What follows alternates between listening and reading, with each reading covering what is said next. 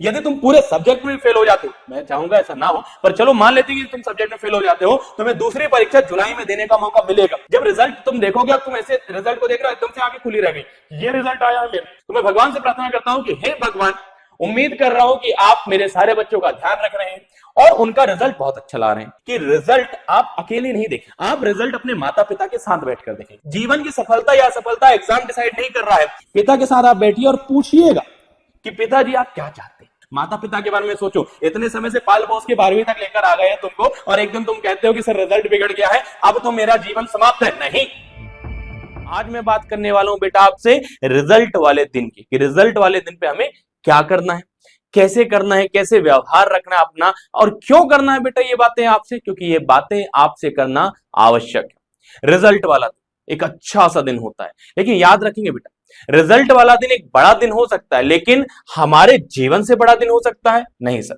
ना तो रिजल्ट वाला दिन हमारे जीवन से बड़ा दिन है, ना तो रिजल्ट वाला दिन हमारे सपनों से बड़ा दिन है। जी, ना तो रिजल्ट वाला दिन हमारे जीवन से बड़ा दिन है, ना तो रिजल्ट वाला दिन अपने सपनों से बड़ा दिन। एग्जाम की यदि मैं बात करूं तो ये रिजल्ट क्या होता है सर जी? रिजल्ट एक चीज होती है। जी हाँ, बिल्कुल, रिजल्ट एक चीज होती है। मैं कहूंगा रिजल्ट क्या डिसाइड करता है बेटा? रिजल्ट आपको परीक्षा, यदि मैं बात करूं तो रिजल्ट क्या करता है बेटा? आपको परीक्षा के बारे में बताता है। किसके बारे में सर? रिजल्ट हमें परीक्षा के बारे में बताता है कि परीक्षा में आप सफल हुए या असफल। क्या ये जीवन के बारे में बताता है? बताइए, क्या ये आपको आपके जीवन के बारे में बताता है कि आप जीवन में सफल थे या असफल हुए? नहीं। याद रखेंगे, रिजल्ट मतलब कि जो रिजल्ट है वो केवल परीक्षा का परिणाम है। ठीक है, परीक्षा में आप सफल या विफल हुए हैं ये रिजल्ट होता है। क्या जीवन में सफलता या असफलता है, क्या ये रिजल्ट है? नहीं। रिजल्ट जीवन के लिए निर्णायक बिंदु होगा? नहीं, जीवन के लिए रिजल्ट निर्णायक बिंदु नहीं होगा। और ये सारी बातें आज हमें करना जरूरी हो जाता है, क्योंकि सुना है बेटा मैंने, जिस दिन अपना रिजल्ट आता है लोग परेशान होते हैं, लोग टेंशन में आते हैं, लोग बातें करते हैं। कोई आपके रिश्तेदार बातें करते हैं कि देखो इतनी कोचिंग जाता था लेकिन कुछ नहीं हुआ। हो सकता है कोई और बात कर रहा हो कि चलो हो गया, चलता है यार, हो गया, क्या कर लेता बच्चा। ठीक है, ऐसी बहुत सारी बातें होंगी। तो हमारे लिए जरूरी हो जाता है ये सारी चर्चाओं को करना। हमारे लिए क्यों जरूरी हो जाता है ये सारी चर्चाओं को करना? क्योंकि आप बहुत ज्यादा परेशान हो सकते हो, क्योंकि आपके दिमाग में तो अभी से टेंशन होगा। कई बच्चे सोच रहे होंगे रिजल्ट आएगा, कुछ सोच रहे होंगे यार अच्छा आएगा, कोई सोच रहे होंगे बुरा आएगा, ऐसी सारी चीजें हो सकती है ना। चलिए भाई, मैं आपको बताता हूं कि रिजल्ट वाले दिन आपको क्या करना है। कैसे पता चलेगा कब रिजल्ट आ रहा है? भाई न्यूज में आ जाता है, पेपर में आ जाता है, कुछ दिन पहले से पता चल जाता है कि मान लेते हैं कि 8 मई आएगा या नहीं आएगा, मैं नहीं कह सकता हूं, लेकिन मान लेते हैं कि 8 मई को आपका रिजल्ट आ रहा है। जब 8 मई को आपका रिजल्ट आ रहा है तो इस रिजल्ट वाले दिन आपको कैसे रहना है, क्या काम करना है, ये सारी चीजें मैं आपको बताता हूं। हो सकता है सोने से पहले आपको क्या हो भाई, बहुत घबराहट हो, डर हो, लेकिन डर को अपने दिमाग में दौड़ने नहीं देना। ये चारों खानों में ऐसे दौड़ता रहेगा, कभी यहां से यहां भागेगा, फिर यहां से यहां भागेगा, डर दौड़ेगा आपके दिमाग में, दौड़ने नहीं देना। सुबह उठना है हमें, सुबह उठते साथ नहा धो के बढ़िया तरीके की पूजा पाठ करनी है। ठीक है, पूजा पाठ क्यों कह रहा हूं भाई?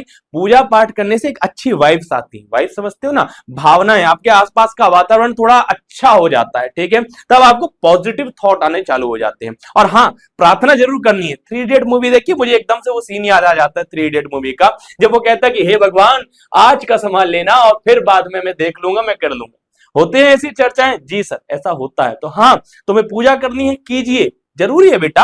इसके से आपके क्या आएंगे, अच्छी वाइब्स आएंगी। फिर घर आइए, अपने माता पिता के पैर पड़िए, आशीर्वाद लीजिए। ठीक है, इससे क्या होगी, हमारे पास एक अच्छी वाइब्स का माहौल बन जाएगा। फिर उसके बाद क्या करना है सर? उसके बाद बेटा कुछ नहीं, टीवी खोलिए, टीवी चालू करके अपनी बढ़िया सी कोई मूवी देखिए, कॉमेडी वाली मूवी। यदि आपको टीवी पर नहीं मिलती तो हम क्या करेंगे, हम लेंगे यूट्यूब का सहारा, और यूट्यूब पर क्या करेंगे, मूवी को देखेंगे। ठीक है, क्या करेंगे, यूट्यूब पर एक बढ़िया सी कॉमेडी मूवी देखेंगे। अब वो कॉमेडी मूवी क्या हो सकती है, मैं रिकमेंडेशन दूं, हेरा फेरी देख सकते हो, धमाल मूवी देख सकते हो, और क्या देख सकते हो भाई, हेरा फेरी धमाल के अलावा ढोल मूवी है, एक अच्छी मूवी है गरम मसाला, अक्षय कुमार जॉन इब्राहिम की, मैंने भी देखी है, बहुत बढ़िया मूवी है। जी हाँ, अच्छी मूवी है, आप भी देख सकते हैं। ठीक है, उस मूवी को देखिए। अब आप कहेंगे सर ये सब आप क्या बात बोल रहे हैं, रिजल्ट वाले दिन हम फिल्म देखेंगे बैठकर, हमको तो वैसे भी टेंशन रहेगी, पूजा पाठ करेंगे। जी हाँ, कीजिए।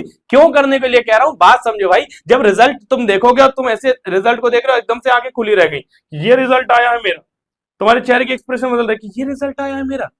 तो ये जब एक्सप्रेशन बदलेंगे ना बेटा, तो तब आपके दिमाग में थोड़ी सी टेंशन बढ़ेगी, खिंचाव होगा आपके दिमाग में, और ये खिंचाव को थोड़ा सा कम करेगा जस्ट 1-2 घंटे पहले देखी गई मूवी का सीन। जी हाँ, यही होगा, इसलिए मैं आपको कह रहा हूं। चलिए अब अपन बात करते हैं कि आपका मान लेते हैं कि 12 बजे रिजल्ट आ रहा है। तो रिजल्ट के बारे में बेटा मैं ये कहना चाहूंगा कि रिजल्ट आप अकेले नहीं देखेंगे, आप रिजल्ट अपने माता पिता के साथ बैठकर देखेंगे। क्या करेंगे? माता पिता के साथ बैठकर। क्यों सर? माता पिता के साथ बैठ के बेटा इसलिए कह रहा हूं कि जब आपके माता पिता आपके साथ में होंगे ना, तो आपको पहले से घबराने की कोई जरूरत नहीं। आपको पता रहेगा कि भगवान आपके साथ में है, आपने सुबह पूजा की है, और साथ ही साथ माता पिता भी आपके साथ में, तो आपके साथ पूरा संसार खड़ा हुआ, यहां तक कि मैं और अरिविहान भी खड़ा हुआ है। जी हाँ, हम लोग भी सब आपके साथ खड़े हुए हैं। तो आप जब 12 बजे रिजल्ट आएगा तो जो आपसे रोल नंबर पूछा जा रहा है लिखिए, डेट ऑफ बर्थ पूछी जा रही है लिखिए, ये सारी चीजें लिख दीजिए और अपना रिजल्ट देखिए। अब रिजल्ट आप देखते हैं, रिजल्ट आप देखिए, हो सकता है कि कोई बच्चा हो जिसके 98% आ रहे हो सकता है कोई बच्चा हो जो फेल हो रहा हो, सबका रिजल्ट अलग अलग हो सकता है। अब रिजल्ट देखकर बेटा टेंशन बिल्कुल नहीं लेनी, बिल्कुल भी टेंशन नहीं लेनी है। सोचना ही नहीं है कि भैया ऐसा कैसे रिजल्ट आ गया। अच्छे परसेंट आए हैं, बहुत ही बढ़िया, एकदम सही तरीका है बेटा। पर यदि आपका रिजल्ट बिगड़ा है, देखो वैसे तो मैं भगवान से प्रार्थना करता हूं कि हे भगवान, क्योंकि इस बार क्या है बेटा, 10वीं 12वीं मिला के लगभग 16 लाख बच्चों ने एमपी बोर्ड का पेपर दिया है। तो मैं भगवान से प्रार्थना करता हूं कि हे भगवान, उम्मीद कर रहा हूं कि आप मेरे सारे बच्चों का ध्यान रख रहे हैं और उनका रिजल्ट बहुत अच्छा ला रहे हैं। जी हाँ, मैं भगवान से स्वयं से प्रार्थना करूंगा बेटा कि 16 लाख बच्चों में से 16 लाख ही लगभग पास हो जाए, उनका रिजल्ट बहुत ज्यादा ना बढ़े, बहुत ज्यादा परेशानी ना हो। पर मान लीजिए यदि परेशानी हो गई तो बेटा टेंशन नहीं लेनी, ठीक है? टेंशन बिल्कुल नहीं लेनी है, बिल्कुल नहीं सोचना था क्या हुआ क्या नहीं हुआ। क्योंकि तुम सोचो ना, तुम मान लेते हैं कि आपका रिजल्ट बिगड़ा, तुम रो रो के गलत कदम उठाने की सोच रहे हो, या रो रो कर परेशान हो रहे हो, बिस्तर गीला कर दिया, तकिया गीला कर दिया रोते हुए, ठीक है, पूरे आंसू से भर चुका है। लेकिन तुम एक बार अपने पापा से पूछो, पापा से एक बार पूछना, पापा मैं इंपॉर्टेंट कि रिजल्ट इंपॉर्टेंट? पापा कहेंगे तुम इंपॉर्टेंट हो मेरे लिए। रिजल्ट आता है जाता है, तुम तो कह रहे हो 12वीं का रिजल्ट, तुम्हारा 10वीं का भी रिजल्ट आया था, तुम्हारा 12वीं का रिजल्ट आया, तुम्हारा कॉलेज का रिजल्ट आएगा, तुम्हारे ऐसे ढेरों रिजल्ट आएंगे, लेकिन मेरे लिए तुम इंपॉर्टेंट हो। जी हाँ, आपके माता पिता के लिए आप इंपॉर्टेंट, रिजल्ट इतना ज्यादा इंपॉर्टेंट नहीं है। समझिए कि जो आप परेशान होते हैं ना कि रिजल्ट तो सर थोड़ा सा बिगड़ गया, आप क्या होगा, आप क्या होगा, कभी अपने पिताजी के पास बैठिएगा। क्या कर रहा हूं मैं कह रहा हूं कभी अपने पिता के साथ बैठिए, पिता के साथ आप बैठिए और पूछिएगा कि पिताजी आप क्या चाहते हैं। पूछना अपने पिता से, अपने पापा से पूछना कि पापा आप क्या चाहते हो। आपके पापा क्या बोलेंगे बताएं? आपके पापा बोलेंगे बेटा मैं चाहता हूं कुछ बन जा। क्या बोलेंगे? बेटा मैं चाहता हूं कि कुछ बन जा तू। ठीक है, ये नहीं कह रहे कि इंजीनियर बन, कि डॉक्टर बन, कि ये बन, कि वो बन। बस वो ये चाहते हैं कि जो मैं नहीं कर पाया जीवन में, या मैं चाहता हूं कि बेटा तू दूसरों से आगे निकल। बेटा पापा तुम्हारी उन्नति चाहते हैं, पापा के लिए बिल्कुल रिजल्ट मैंने नहीं करता। कभी पापा से पूछो, कभी मम्मी से पूछो कि मम्मी एक बात बताओ, क्या रिजल्ट बिगड़ना सच में ऐसा दुखदायक कारण है? मम्मी कहेंगे नहीं, बिल्कुल दुखदायक कारण नहीं।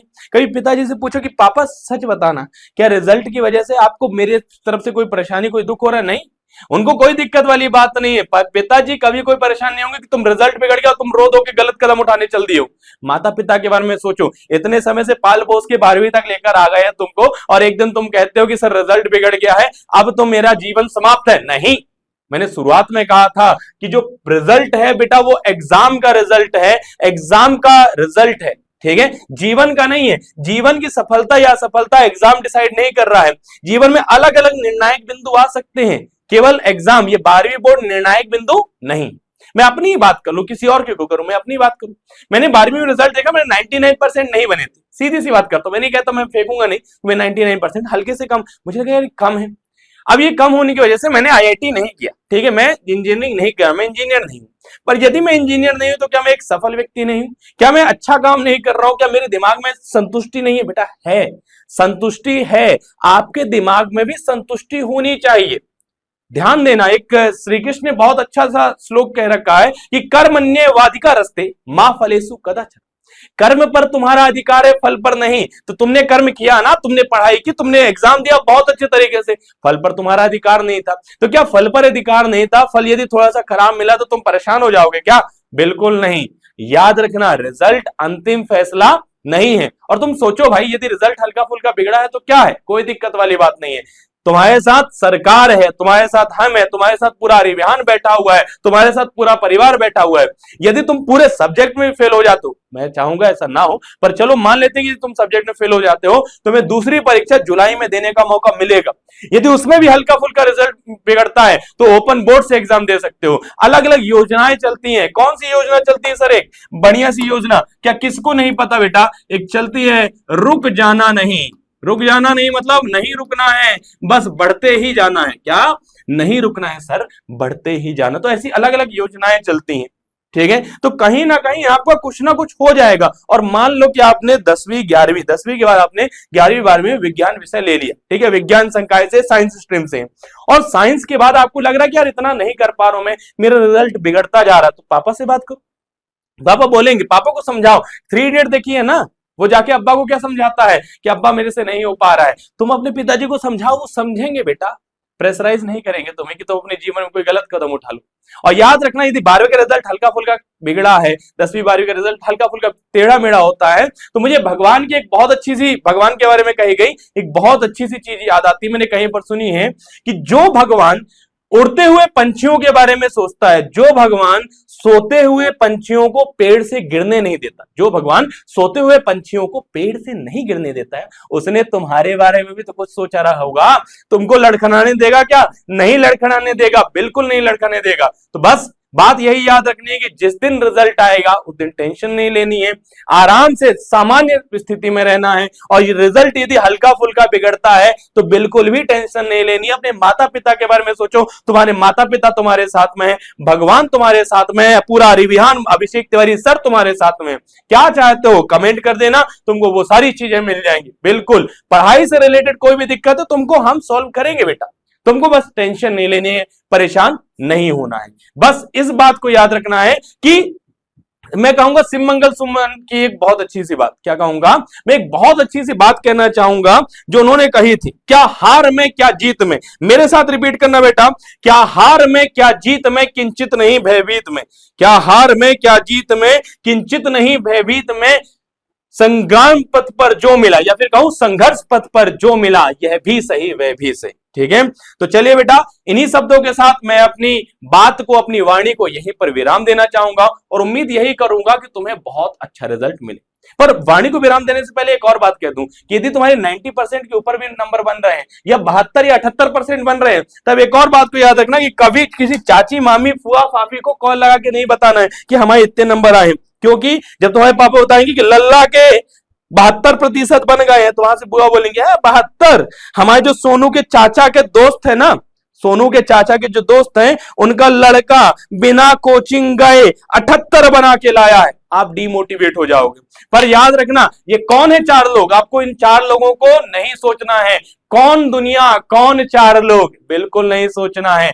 बस आपको ये याद रखना, आप अपने से स्वयं से कहिए कि क्या हार में क्या जीत में किंचित नहीं भयभीत में, क्या हार में क्या जीत में किंचित नहीं भयभीत में, संघर्ष पथ पर जो मिला यह भी सही वह भी सही।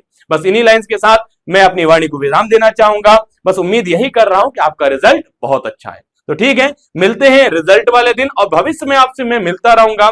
बस तब तक के लिए यही कहना चाहूंगा कि all the very best for your results, good day and thank you.